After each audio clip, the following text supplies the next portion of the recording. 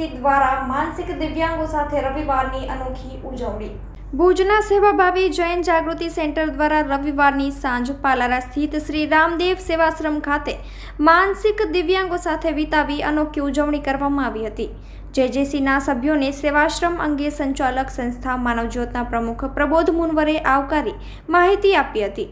જેજેસીના પ્રમુખ ધર્મેશ દોશી સાથે મંત્રી કેતન મોરબિયા, હિતેશ શાહ, પરેશ શેઠ, સંજય મોરબિયા, ભાવેશ શાહ, કલ્પેશ મોરબિયા, મિતેશ લોદરિયા વગેરે જોડાયા હતા। સતીશ ગાંધી અને દિનેશ મહેતા તરફથી ₹5,000 દાન આપવામાં આવ્યું હતું। તો ટીમ દ્વારા માનસિક દિવ્યાંગોને ભોજન પણ કરાવાયું હતું। માનસિક દિવ્યાંગો માટેની વ્યવસ્થા અને સેવા ભાવના બદલ તેમની ટીમને જેજેસીના પ્રમુખ ધર્મેશ દોશીએ બિરદાવી હતી।